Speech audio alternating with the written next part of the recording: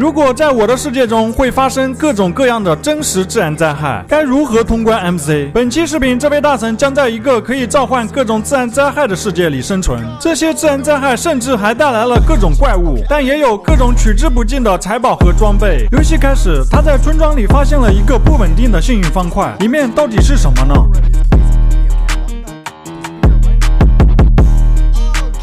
原来是他的朋友宙斯，宙斯将扮演神的身份来召唤各种灾难，但无论如何都要先撸树。之后他又制作出了实质工具。宙斯说他可以召唤自然灾害，这些自然灾害可能会有一点伤害，但只要存活下来，就会有意想不到的收获。说完，第一个自然灾害的召唤就开始了。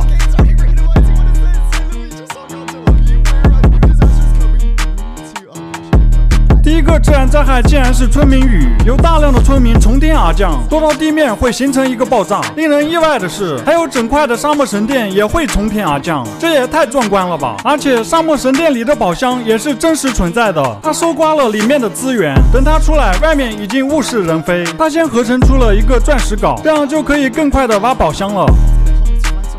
几分钟以后，灾难结束，而地面已经成了埃及金字塔的模样，到处都是沙漠神殿。之后，他合成出了钻石剑，还没来得及收集更多沙漠神殿里的物资，新的灾难已经来临。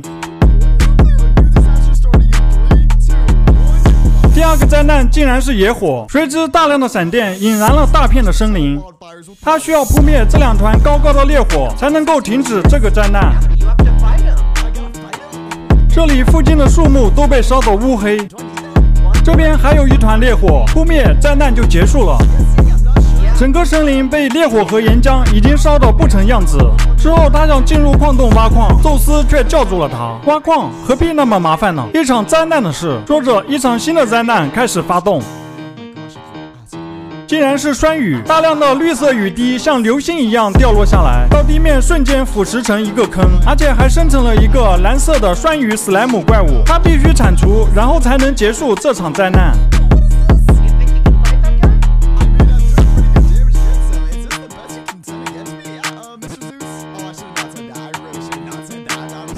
史莱姆竟然还爆了大量的超级附魔装备，都是有着超级附魔的铁甲，还有一个超级附魔的铁斧。等他再仔细看地面，竟然有整块的铁矿，这也太爽了吧！他挖了很多铁矿，做了一双铁靴。之后时间来到了第二天早晨，宙斯已经为他准备好了下一个灾难。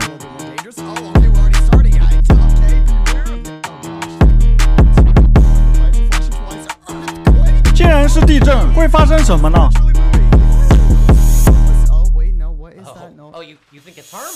从平原到万丈深渊，只在一瞬之间。而且更不可思议的是，地震还带来了地壳里的怪物。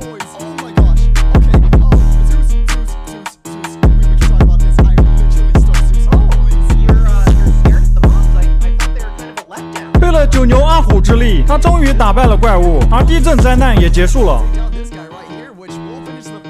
之后，他准备利用岩浆搭建地狱门进入下界，但岩浆池却像涨潮一样向上疯长。他回到地面，原来是宙斯利用神力召唤了火山爆发灾难，他必须打败岩浆怪才能阻止火山爆发。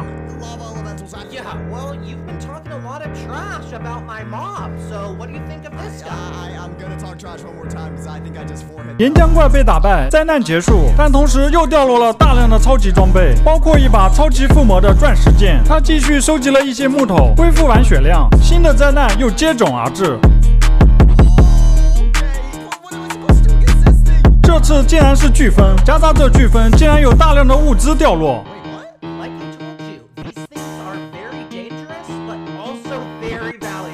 而且飓风是可以把人卷起来的。几分钟后，飓风结束，大量的宝藏满地都是。他捡起有用的东西，下一步就该收集烈焰棒了。但是宙斯说：“你不用去下界，我让下界过来。”只见他小手一挥，下界从一个中心点不断的在主世界扩大。不久后，一个下界城堡赫然出现在了眼前，他很快就收集到了足够的烈焰棒。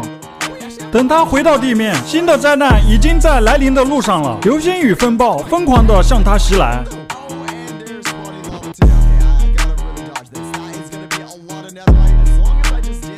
他坚持了1分钟，终于幸存了下来，然后就到了寻找莫蒂要塞的时间。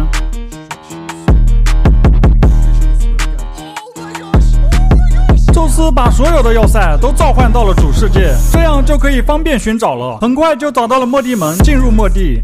先去除掉所有末影水晶，还没来得及和末影龙开战，新的灾难再次来临。他必须在整个末地都变成虚空之前打败末影龙。末影水晶被全部消除掉之后，末影龙被迫栖息在基岩柱上。